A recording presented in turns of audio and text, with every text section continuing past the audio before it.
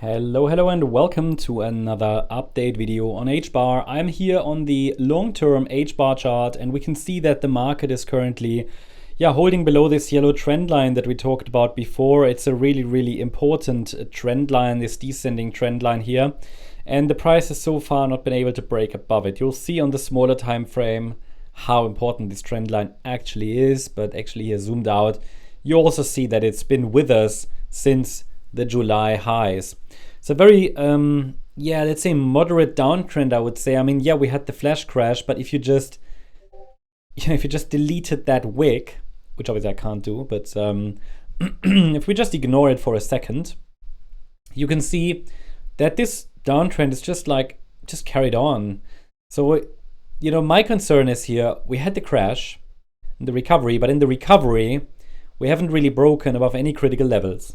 Right? Which is crazy because we had a significant crash and then down there around 7 cents, 8 cents, we had a significant recovery, but we haven't broken above any of the previous levels, So it was basically just a reset. So what is really important now is for the bulls to take the lead here and drive the price above this yellow trend line and the green signal line, which is a resistance line, around 21.8 cents. These are important technical levels. And you see on the smaller time frame how this could be playing out. These are the Elliott Wave structures on the smaller time frame. I can definitely make a case for a low to be in already. The trouble is I don't have any evidence for it. I mean, I can say that the downside move, the correction, could be technically complete in an ABC structure in the yellow scenario. And we might have started the third wave to the upside already, in November. But then again, we haven't broken above any technical level. So the yellow trend line is located around 21 cents at the moment. And the green signal line, which is nearly even more important, but actually they're very close together, it's around 21.6 to 21.7 cents. So, unless we really get above these levels, the pressure is really downward, or at least we're in a sideways range. To keep that yellow scenario alive, and as I said, it's entirely possible that a low formed already. To keep this yellow count alive, I need to see 5 waves, which means at least 2 more highs, which would then be a wave 1 in the yellow scenario, but it would have to be a diagonal pattern.